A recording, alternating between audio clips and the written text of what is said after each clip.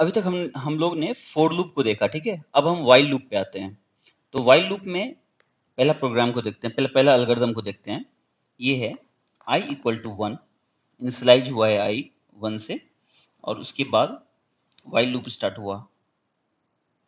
While loop start हुआ, that is i smaller than equal to n, और open braces i equal to i plus 50, ये मेरा पहला statement है। दूसरा स्टेटमेंट है i equal to i plus 5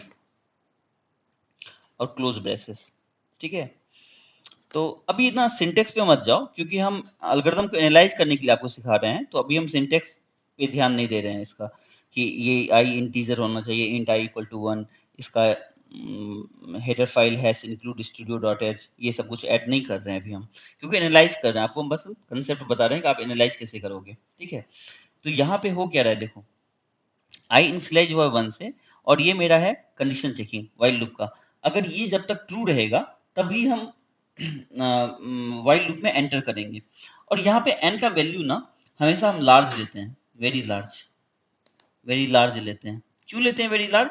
क्योंकि n का वैल्यू अगर छोटा रहा, मानो 10 रहा या 100 रहा या 1000 रहा या 1 लाख रहा, तो इसका मतलब क्या हुआ कि ये लगभग 85,000 चलेगा, या मानो 90,000 टाइम चला, या कुछ भी 55,000 चला लूप, तो कुछ कांस्टेंट टाइम चला ना। 55,000 चला तो यही कांस्टेंट है वो 55,000, या 1 लाख टाइम ही चलता है मानो, तो वो भी एक कांस्टेंट ही है।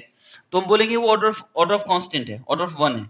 तो इसलिए n का वैल्यू इतना लार्ज लेते हैं कि ताकि हमें ना फंक्शन में टाइम कॉम्प्लेक्सिटी मिले, कि ऑर्डर ऑफ n आया, log n आया, log n आया, क्या आ रहा है वो देखते हैं। तो n का वैल्यू पहले यहाँ पे वेरी लार्ज लिया जाता है। अब क्या हो रहा है कि ये दोनों मिलके एक हम एग्रीगेट स्टेटमेंट दे सकते हैं। स्टेटमेंट 1 है, स्टेटमेंट 2 है, एल्गोरिथम में ना 2 स्टेटमेंट है। तो हम ओवरऑल दोनों को क्या लिख सकते हैं, i equal to i plus 55, ये लिख सकते हैं ना। अब हो क्या रहा है यहाँ पे, देखो i इनिशियलाइज हुआ है 1 से, और 1 से इनिशियलाइज होने के बाद i n की तरफ अप्रोच कर रहा है, n की तरफ अप्रोच कर रहा है। और कैसे अप्रोच कर रहा है, हर बार वो अपने आप में 55 को ऐड कर रहा है। तो अब देखेंगे ये while लूप कितने टाइम चला, क्योंकि टाइम कॉम्प्लेक्सिटी निकालना है अगर, तो हमें ये जानना पड़ेगा कि ये जो स्टेटमेंट है, ये स्टेटमेंट क्योंकि while लूप के अंदर में है ना, तो जितना टाइम while लूप चलेगा उतना टाइम ये स्टेटमेंट चलेगा, और जितना टाइम स्टेटमेंट चलेगा वही है हमको निकालना कि ये स्टेटमेंट कितना टाइम चल रहा है। तो ओवरऑल इनडायरेक्टली अगर हम ये निकाल लें कि वाइल लूप कितना टाइम चल रहा है, तो हम बता देंगे कि स्टेटमेंट कितना टाइम चल रहा है, और जितना टाइम स्टेटमेंट चल रहा है सीपीयू उतना ही साइकिल यूज कर रहा है अपना, ठीक है। और वही है टाइम कॉम्प्लेक्सिटी। तो अब निकालते हैं कि कैसे निकालते हैं, ये लूप कितने टाइम चला, इस पे इसको एनालाइज करते हैं।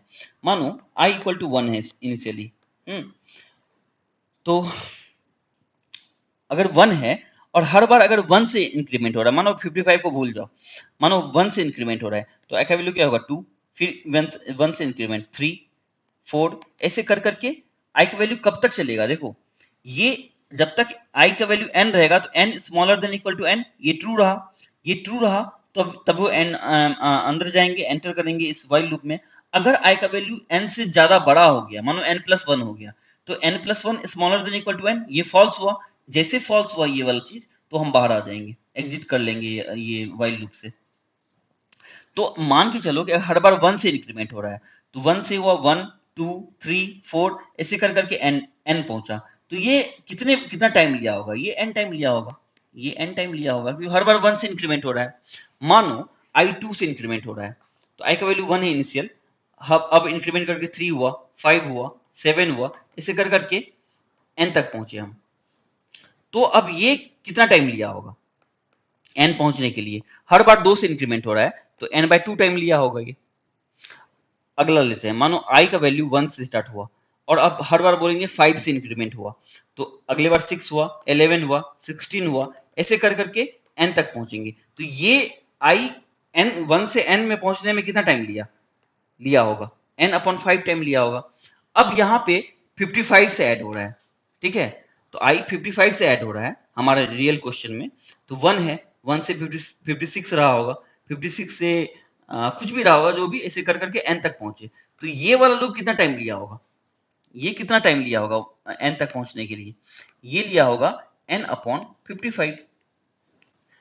इतना टाइम लिया होगा n अपॉन 55। इसका मतलब क्या हुआ कि ये जो n अपॉन 55 आया, यानी कि वाइल लूप, ये जो वाइल लूप चला होगा, ये चला होगा मेरा n अपॉन 55 टाइम। और क्योंकि हम ये प्रायोरिटी एनालिसिस कर रहे हैं, पोस्टैरिटी एनालिसिस नहीं कर रहे हैं, हमको एग्जैक्टली आंसर नहीं चाहिए, तो प्रायोरिटी में क्या होता है, अप्रोक्सीमेट आंसर दिया जाता है, यानी ऑर्डर ऑफ n टाइम चला। ठीक है, तो हम यहाँ बोल सकते हैं कि ये ऑर्डर ऑफ n टाइम चल रहा है। तो ये हुआ मेरा इसका टाइम कॉम्प्लेक्सिटी हुआ ऑर्डर ऑफ n टाइम, और एग्जैक्ट अगर बात करें तो n अपॉन 55 टाइम चला, और एसिम्प्टोटिकली अगर बात करें, अप्रोक्सीमेटली आंसर दें, तो ऑर्डर ऑफ n टाइम। अच्छा, कुछ कंडीशन देखते हैं वाइल लूप कैसे काम करता है। यहाँ देख लो, अगर मानो ऐसा दिया है कुछ भी i इक्वल टू 1, हाँ, और यहाँ दिया है while i smaller than equal to n, और मानो सेमी कॉलम यहाँ पे है, और अब फिर से कुछ स्टेटमेंट है यहाँ पे दिया हुआ। इसका मतलब क्या हुआ कि ये वाइल लूप सेमी कॉलन यहाँ पे है, तो ये वाइल लूप यहीं पे खत्म हो गया, वाइल लूप यहीं पे खत्म हो गया। ठीक है, ये ट्रू है तो बस ये वाइल लूप यहीं पे रहेगा। फिर से मतलब मानो अगर इसका बात कर रहे हैं तो 1 है, 1 smaller than equal to n, true, खत्म। फिर से वाइल लूप चेक करेगा, 1 smaller than equal to n, ये यहीं पे फंसा रह जाएगा। ये यहाँ पे इसको ऑपरेटिंग सिस्टम के टर्म्स में बात करते हैं, इसे बोलते हैं स्पिन लॉक, लॉकिंग हो गया यहाँ पे। हाँ, वो स्पिन लॉक करता रहेगा, यानी कि वो चल जाएगा तुम्हारे स्टारवेशन में। जब तुम ऑपरेटिंग सिस्टम में पढ़ोगे ना ये चैप्टर प्रोसेस सिंक्रोनाइजेशन कि एक चैप्टर है जो कि बहुत खतरनाक चैप्टर है ऑपरेटिंग सिस्टम का, मतलब बहुत खतरनाक इन द सेंस समझ लो पूरा कंप्यूटर साइंस में one of the toughest topic है वो प्रोसेस सिंक्रोनाइजेशन। और मतलब वो समझ डाला तो समझ लो लाइफ जिंगा डाला, ऐसा कुछ है। तो वो चलेंगे ऑपरेटिंग सिस्टम में समझेंगे, लेकिन वहां पे बहुत यूज होगा वाइल लूप। तो हम बेसिक चीज आपको बता रहे हैं कि अगर सेमी कॉलन यहाँ पे है, इसका मतलब वाइल लूप यहीं खत्म हो गया, आगे जाना ही नहीं। लेकिन यहाँ पे देखो, यहाँ पे सेमी कॉलन यहाँ पे नहीं है दिया हुआ, सेमी कॉलन अब यहाँ पे ब्रेसेस स्टार्ट हुआ है, सेमी कॉलन यहाँ पे है फाइनल। तो वाइल लूप ट्रू है तो अंदर आए। यहाँ पे क्या केस हो रहा है कि वाइल लूप ट्रू है, फॉल्स है, सेमी कॉलन यही बगल में है दिया हुआ जस्ट। तो यही है स्टेटमेंट वाइल लूप का, अगर ट्रू है तो इसी में फंसे रहो, फॉल्स रहेगा तभी इधर आएंगे दूसरे स्टेटमेंट पे। ये बेसिक कॉन्सेप्ट है वाइल लूप का। ठीक है, तो हाँ, यही बताना था अभी कि यहाँ पे ऑर्डर ऑफ n टाइम ले रहा है।